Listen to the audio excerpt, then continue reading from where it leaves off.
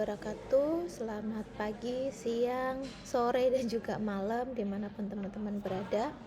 Hari ini kita akan melanjutkan kuliah kita. Kali ini temanya tentang manual material handling, atau bagaimana cara mengangkat beban dengan cara manual atau pakai tangan, seperti itu ya. Nah, di sini Naes lifting equation. Jadi Naes ini mengeluarkan bagaimana sih tata cara untuk mengangkat beban ini secara aman dan tanpa menyebabkan cedera. NLE atau Naes lifting equation merupakan perhitungan batas berat objek yang nantinya kita akan kenal sebagai RWL, nanti di belakang ada, yang direkomendasikan untuk aktivitas pengangkatan dengan jangka waktu tertentu tanpa menimbulkan resiko gangguan tulang belakang atau low back pain seperti kecetit, kesleo, cedera, atau nyeri punggung yang lainnya. NLE ini merupakan alat yang digunakan untuk mengidentifikasi, mengevaluasi, dan juga mengklasifikasikan resiko yang terkait dengan kegiatan mengangkat atau task lifting dan menurunkan di tempat kerja. Jadi mengangkat dan menurunkan. Jadi bagaimana sih cara angkat-angkut seperti itu. Hal ini untuk kegiatan penanganan manual seperti mendorong, menarik, membawa, ataupun memegang. Nah, tadi NLE tadi kan alatnya berupa RWL. RWL itu sendiri merupakan kepanjangan dari atau singkatan dari recommended weight limit atau rekomendasi berat yang diperbolehkan, seperti itu. Jadi Naes pada tahun 91 di USA menetapkan bahwa RWL ini berlaku pada keadaan yang pertama, beban diberikan adalah beban kerja statis. Jadi tidak ada penambahan atau pengurangan beban di tengah pekerjaan. Yang kedua, beban diangkat dengan kedua tangan. Dan pengangkatan atau penurunan benda tidak boleh dilakukan saat duduk dan berlutut. Yang keempat, tempat kerja tidak sempit. Nah, ini tadi sudah saya jelaskan bahwa RWL ini merupakan rekomendasi batas beban yang diangkat manusia tanpa menimbulkan cedera meskipun pekerjaan tersebut dilakukan secara repetitif atau berulang dan dalam jangka waktu cukup lama. Dalam hal ini adalah 8 jam kerja. Jadi kira-kira berapa sih batas minimal berat yang diperbolehkan dalam 8 jam kerja? Dan hal ini dilakukan berulang-ulang. Biasanya RWL ini digunakan di tempat-tempat industri yang angkat-angkut, misalkan di gudang seperti itu, yang orangnya angkat-angkut dengan menggunakan tangan. Kalau gudang yang gede, Bu, biasanya angkatnya dengan alat. Nah, ini tidak akan bisa diukur dengan RWL gitu. Nah, tujuannya tadi sudah sedikit disinggung bahwa RWL ini membantu mencegah atau mengurangi kejadian sakit punggung dan cedera kecil yang terkait dengan mengangkat. Jadi kalau misalkan teman-teman kalau salah angkat, itu biasanya kan ada yang misalkan kecetit. Ngerti kecetit nggak sih? Kayak nyeri punggung tiba-tiba, kesleo seperti itu. Jadi hal ini RWL ini dihitung itu harapannya agar nanti bisa mengurangi atau bahkan mencegah kejadian LBP. Nah, ini kapan RWL berlaku? Tadi menurut Naes 91 sudah dijelaskan ya. Antara lain beban kerja yang diberikan adalah beban kerja yang statis, tidak ada penambahan atau pengurangan beban di tengah pekerjaan. Jadi pekerjaannya ya itu aja. Misalkan memindahkan dari meja satu ke meja lainnya, jadi tetap 1-2 seperti itu, repetitif dan berulang. Terus beban diangkat dengan kedua tangan, jadi bukan pakai alat, bukan pakai kaki ataupun yang lainnya, harus pakai tangan. Terus pengangkatan atau penurunan benda dilakukan dalam waktu maksimal 8 jam. Jadi kira-kira dengan repetitif atau berulang-ulang selama 8 jam itu beratnya berapa sih yang diperbolehkan, seperti itu. Terus pengangkatan tidak boleh dilakukan saat duduk atau berlutut. Tadi di depan juga sudah tertulis ya di Naes tadi. terus tempat kerja tidak sempit. Jadi harus ada ruang gerak. Jangan sampai udah mindah barang terus ruang geraknya sempit dan akhirnya itu akan memberikan beban tersendiri atau beban tambahan seperti itu. Nah, tools ini atau alat ini bisa digunakan ketika akan memperkirakan resiko bertugas dengan 2 tangan. Kira-kira saya nanti ketika mengangkat, saya punya resiko yang seperti apa? Apakah resikonya nanti berat atau resikonya nggak ada resiko atau ada kemungkinan atau resikonya sedang? Kemungkinan kecedek ada, misalkan seperti itu.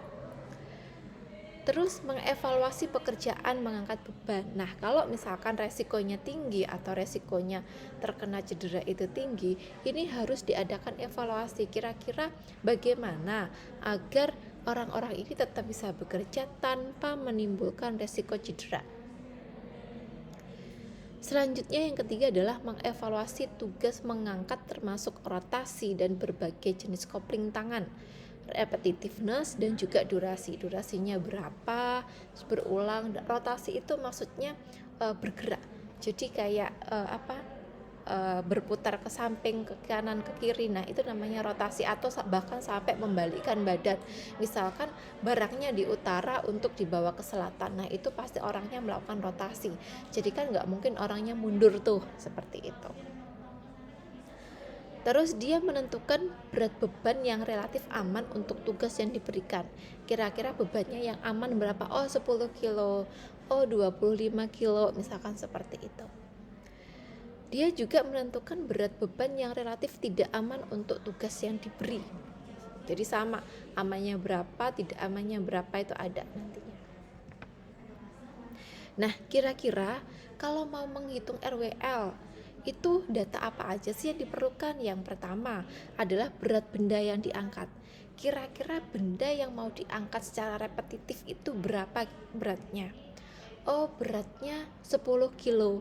Oh, beratnya 5 kilo. Nah, ini sudah harus ada. Kalau misalkan beratnya itu tidak pasti, maka ini harus diperhitungkan lagi. Karena hal ini RWL ini biasanya digunakan untuk pekerjaan yang tetap, atau maksudnya berat beban benda, bukan beban ya, berat benda yang diangkat itu tetap dan juga bisa berulang-ulang. Terus yang kedua adalah lokasi tangan horizontal dan vertikal pada titik-titik kunci dalam tugas mengangkat. Jadi lokasi tangannya bisa vertikal maupun horizontal. Terus ada tingkat frekuensi lift. Frekuensinya berapa kali sih? Misalkan untuk mengangkat dalam satu hari atau misalkan 8 jam, itu 100 kali. Lift itu kan ngangkat. Terus durasinya berapa jam? Oh, cuma 1 jam. Oh, misalkan berapa menit sekali dalam satu periodik. Kan nggak mungkin tuh dalam 8 jam itu terus-menerus tanpa istirahat seperti itu. Jadi ini diperhatikan juga. Terus yang selanjutnya adalah jenis tangan berpegang pada objek yang diangkat dan setiap sudut memutar. Jadi yang dipakai itu tangan ya, sekali lagi ini adalah tangan, bukan kaki maupun alat, seperti itu. Nah, RWL sendiri tadi sudah disinggung, dia adalah recommended weight, yaitu bukan weight, itu salah, itu tulisannya weight limit atau batas berat minimal yang diperbolehkan. RWL adalah berat beban yang direkomendasikan untuk hampir semua pekerja yang dalam keadaan sehat bisa mengangkat selama periode waktu. Dalam hal ini maksimal adalah 8 jam.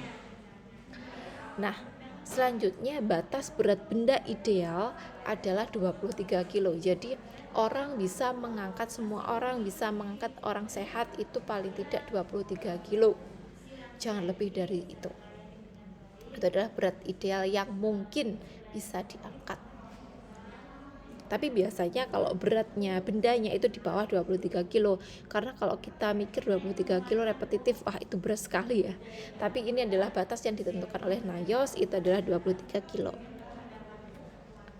Nah, ini adalah rumus atau formula dari RWL, yaitu LC sendiri adalah load konstanta, yaitu tadi 23 kilo yang sudah ditetapkan. Jadi ini sudah tetap, tidak bisa diganggu gugat, itu 23 kilo. Terus HM sendiri adalah horizontal multiplier.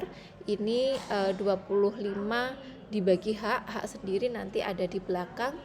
Terus VM dikali VM, vertical multiplier, ini rumusnya 1 min 0,003 mutlak V min 75.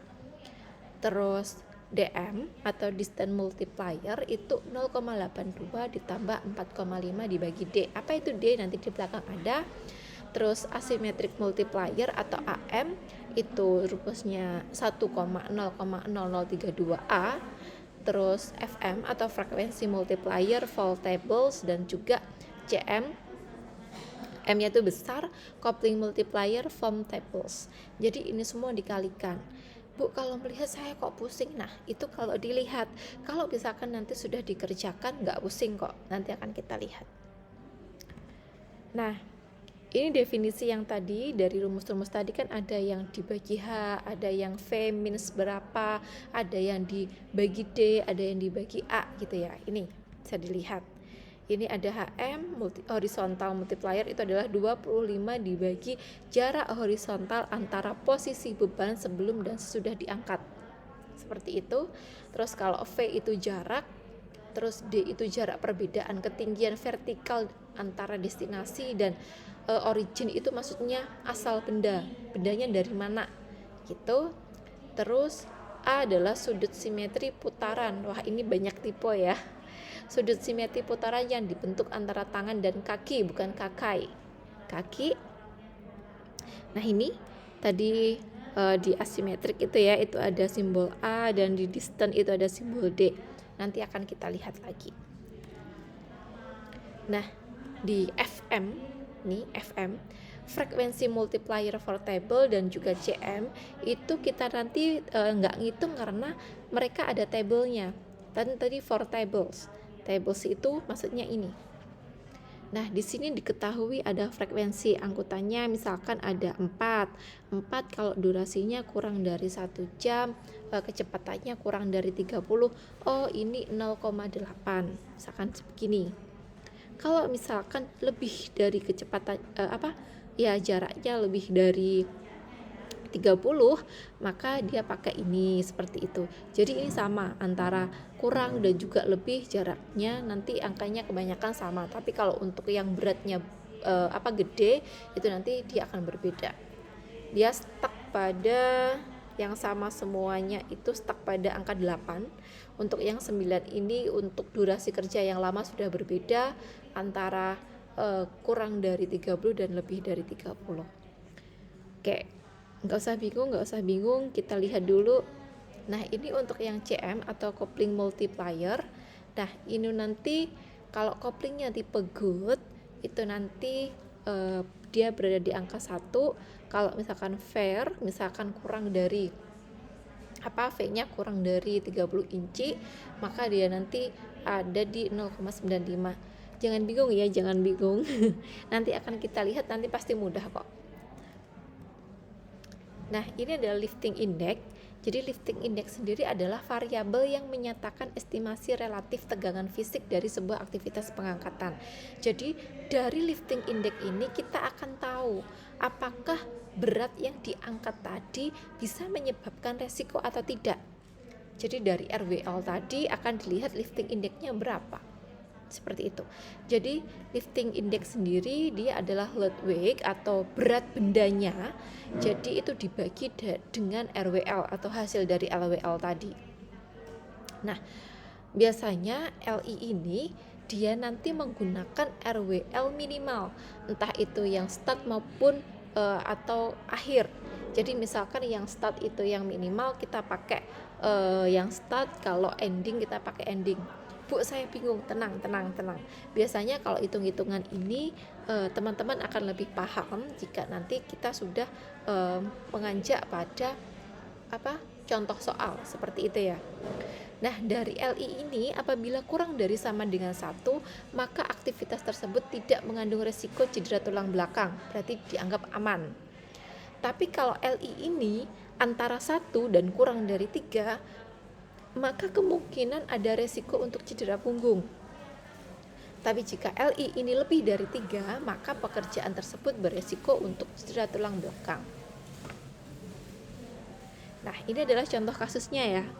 Jadi ada seorang pekerja mengambil kotak dengan berat 5 kg di atas konveyor 15 cm dan mengangkat ke sebuah meja dengan ketinggian 125 cm dari lantai. Yang kedua clue-nya adalah jarak beban terhadap titik pusat tubuh di awal pengangkatan adalah 35 cm dan dipindahkan 50 cm. Yang ketiga, sudut simetri putaran yang dibentuk tubuh adalah 45 derajat. Dan pekerjaan ini jika dilakukan 85 menit dan pengangkatan dilakukan sebanyak 224 kali, pertanyaannya adalah apakah pekerjaan tersebut dikategorikan aman atau tidak? Dengan catatan kopling dalam keadaan kategori fair. Nah, kita akan hitung.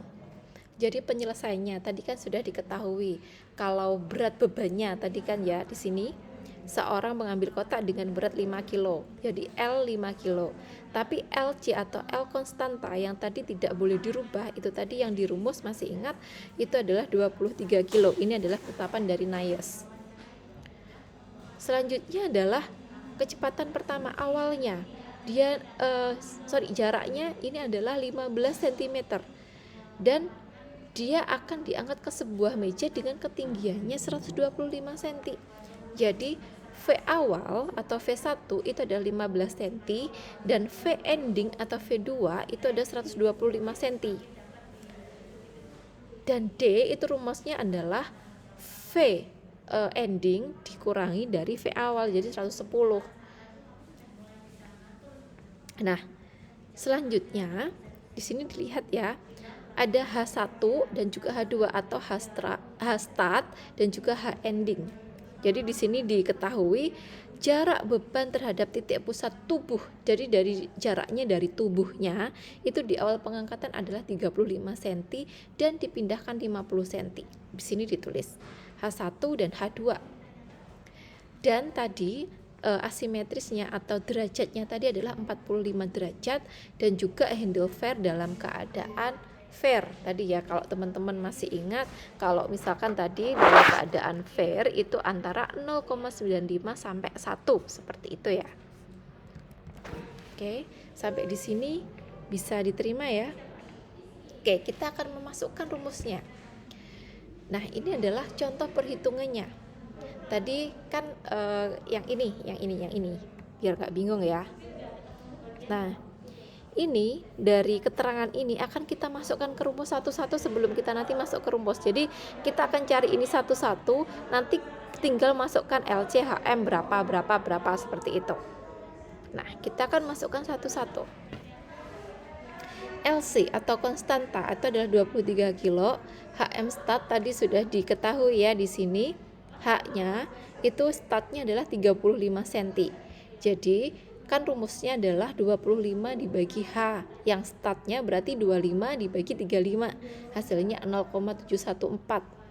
Yang HMN itu adalah rumusnya sama karena HM tadi adalah rumusnya kan 25 dibagi H gitu ya. Jadi 25 dibagi karena yang N tadi adalah 50 cm, maka dibagi 50 hasilnya 0,5. VM awalnya, jadi rumusnya tadi adalah 1 min 0, sekian dan ini mutlak, maka 1 min 0,003 garis mutlak 15 dikurangi 75. Ini berapa? Dikali, ini dikali ya, mutlak. Terus yang VN-nya juga di VMN-nya maksud saya juga dihitung. Terus DM-nya berapa? Tadi dia sudah saya ini bahwa D ini adalah 0,82 ditambah 4,5 dibagi D. D-nya tadi sudah dihitung di sini ya, adalah V2 min V1 maka 110. Ya, dibagi D berarti dibagi 110 seperti ini. Terus AM startnya 1,0032A sama dengan 1 dan AMN-nya ini adalah 1 min 0,0032 kali 45 derajat, maka 0,085. Bu, ini kok nggak ada derajatnya? Karena ini nggak ada, dianggap nggak ada. 1 min 0,00 sekian, maka dianggap tetap 1 karena dibulatkan seperti itu. Terus ini FM-nya adalah 224 lift per 80 menit. Hasilnya adalah 2,8, maka dibulatkan sama dengan 3. Dari FM ini maka kita akan melihat tabel FM. FM-nya 3 ya, 3. Nah, maka tadi dilihat berarti kalau 3 ini kalau misalkan kurang dari 30 0,08, kalau lebih juga 0,88. Kita akan masukkan di sini. Sorry. 3 sama dengan 0,79. Sebentar. Oh, di sini karena durasinya 80 menit ya. 80 menit itu kan lebih dari 60 menit. Karena kalau misalkan 1 jam atau kurang dari 60 menit nanti adalah 0,88, tapi karena tadi 80 menit maka dia berada di sini durasi lebih dari 1 jam tapi kurang dari 2 jam.